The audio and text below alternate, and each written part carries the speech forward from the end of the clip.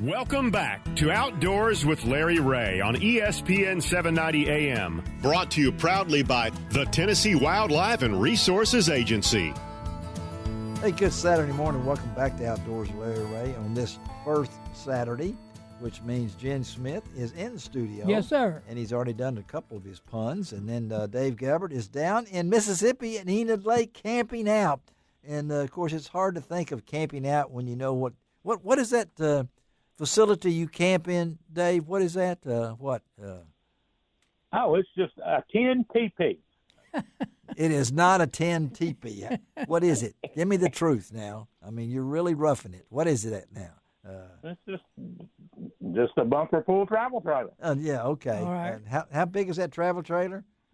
Mine's a 27-footer. A 27-footer, bigger than a bass boat. Okay, let's just say that. So, anyway, he's in Enid, and we're going to talk this morning. I know you listeners out there in North Mississippi have been hounding me, say I don't talk with anything about Tennessee, maybe some Arkansas because that's where I'm from.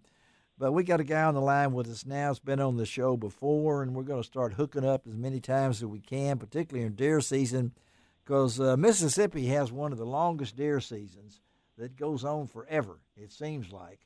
And who better to talk to us about it than William McKinley? He is the Deer Program Coordinator for the Mississippi Department of Wildlife, Fisheries, and Parks. And I know, William, with a title like that, you can't get it on one shirt.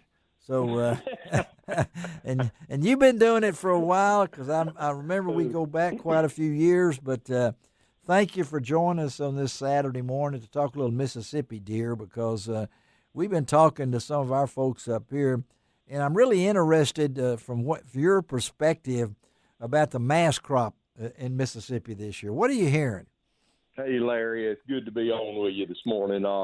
So, most of Mississippi, when we get to the bottom two-thirds, so after we get just below those top counties, yes, we're in a mega serious drought. You are. Talking to one guy the other day, and he was down in our southwesternmost county, Wilkinson, so yes, well away from your listeners, but they have received 0.17 inches of rain in 99 days. We got mature timber dying in South Mississippi. Oh, no. So those trees in that part of the world from central Mississippi down, a lot of those acorns have been cast.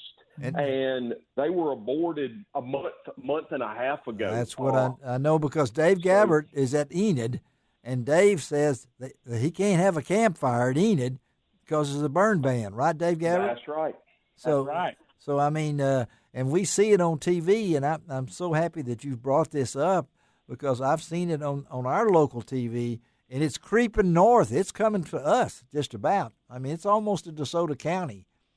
Some of these things, so I'm wondering the effect that it's gonna have on your deer hunting seasons. Well, we know that it's having an impact on overall herd health. We're seeing, all the photos are coming in, and we got the deer are not in that great a shape in central and south Mississippi on a lot of property. So, yeah.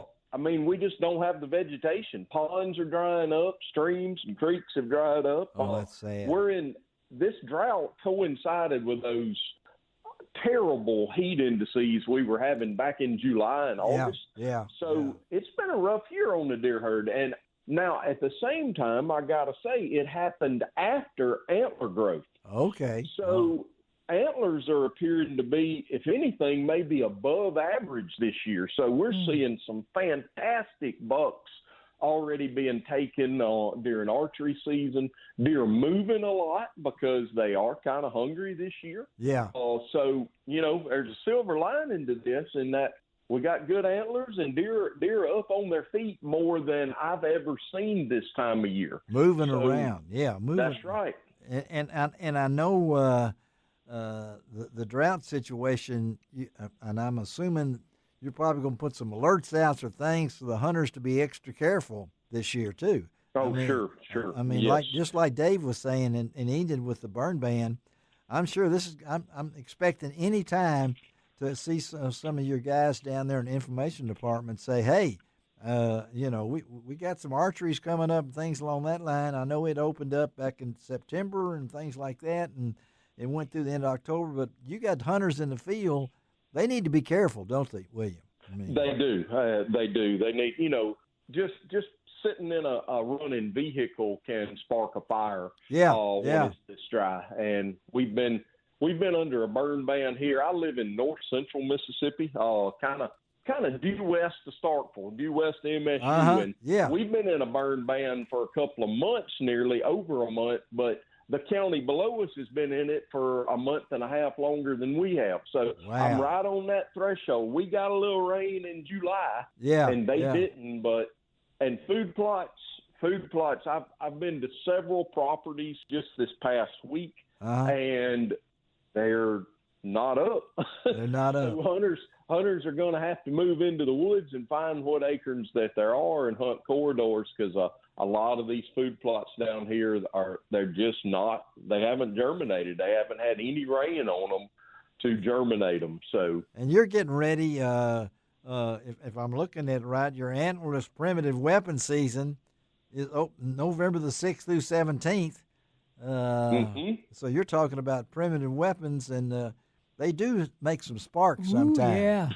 They do make a few, but we a few years ago, our commission passed that, so they allow cartridge rifles during that time. They have to be breech loading, single shot, I got 35 caliber, and it's not a lot of people using a true muzzleloader during that season anymore in Mississippi. A few folks still do. Well, they don't need to right now because it's dry. It's dry as the end. Again, we're talking to William McKinley. He is the Deer Program Coordinator for the Mississippi Department of Wildlife, Fisheries, and Parks.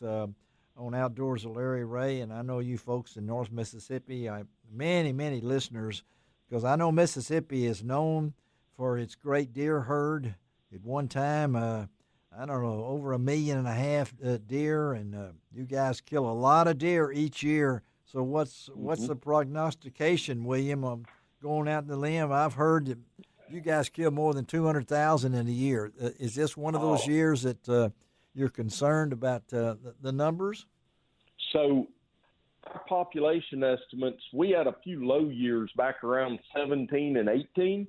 And it wasn't because the population was low. Harvest just fell off a bit due to some really warm times and some changes in regs. The bottom line, Mississippi deer population has been growing, and this is not on every property, not in every county, but as a statewide whole, we believe that the population is at an all-time record high statewide right now. Do you really? And we do, and we are needing. We actually started a campaign through the Mississippi Department of Wildlife back in September to encourage hunters to take another deer. The average hunter's only taking less than 2 deer a year. And we're encouraging hunters. We haven't changed the bag limit. We haven't changed that, but most of the state allows hunters to kill 8. That's right. 3 bucks and 5 does. So we need them to take an extra deer, especially on this drought year, so that the resources out there, we look at what percent of the total population comes out, and the numbers show that around 22% is kind of the magic number that holds the population steady. Over 22% is what is shown in the past, that we see our population go down a little bit. Well, the past few years, that's been down around 14 or 15%. It's allowing that population to grow. It has. But still, we killed. Last season, we harvested 270,000 deer. So we still need that to go up a bit. That's a lot of deer in this state, Larry. Well, it is, and it's also it's a state that, and I tell everybody, it's hard to regulate because things are so different in South Mississippi, as you just noted, compared to where we are up here in the north part. So, I mean, keeping up with your zones and all these different kind of things. Your job is not an easy one. Well, and I still love it, though. I do it because I love it. And I know one thing that I want to talk about quickly before we let you go that I think is a hit. You guys are still doing that first deer certificate. Are y'all still doing that? We do. Yes, sir, we sure do. Tell our listeners what that is, because I think it is a wonderful idea. Well, when a young hunter or an adult hunter gets their first deer, they can apply through our agency. It's an online application, and we will send them, our agency, assigned by our staff, certificate that memorializes that first deer. That's amazing. And they can put that on the wall, frame it. It's 8x10, 8.5 by 11, excuse me. And but they can put it in a frame, put it up, and we've been doing that for several years now. So it's a wonderful thing. And as he said, y'all listen to that. He didn't just say young sportsman, because you know, I didn't kill a deer until I was you know, in my 20s. So it doesn't have to be a kid to get this award. A lot of new hunters these days that are taking up the sport, Larry, are 20-plus year old hunters that are wanting to know where their food comes from. Well, and we got plenty of deer down here, so we encourage those. We're trying to get more hunters in the field, and so. Well, it's big in the economy in Mississippi, like it is up here in Tennessee and Arkansas that we go. William, appreciate you, buddy. I know this is short notice, and you jumped right on it. When I saw your name, I said, I got my man right on here. And very good. Appreciate you taking time, and tell the folks down there that I'm here. If y'all need to make any announcements, that Outdoors with Larry Ray is ready to serve you. Okay, William? All right? Very good. All right, care. buddy. Have a great weekend. All right. All right. William McKinley. You know, first certificate. And Dave, that really fits into where you are. I mean, I didn't know that about the burn ban. See, but he said the antlers are still growing. And that's good. That's encouraging to hunt. Yeah. Have you seen any bucks, Dave? Did you see any bucks while you were?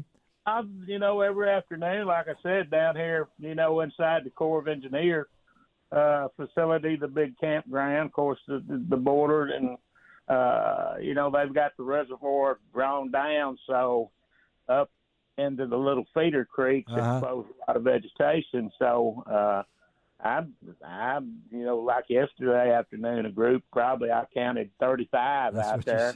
Yeah. We had some small bucks. I hadn't seen any, big bucks yet, but of course, they're there. You usually don't see them. They change their routine. They're out after dark. They're big bucks because they know they're smart too. But anyway, how we doing, Shelby? Is it time? Let's take a break. Shelby's giving me the thumbs down. Either that she doesn't like what I'm doing, or she says time out of time. Let's come right back. It's hard to believe. Is this not the fastest 90 minutes? Yes, it is. You want a quick one? Yeah, quick one. You talking about taxidermy? Yes. My uncle is also a taxidermy and a veterinarian. Oh, come on. Yeah. A taxidermy and a veterinarian? Yeah, you get your dog no matter what. You get your dog. Oh, my gosh. Let's get a break here. Let me think on that one for a while. We'll be right back.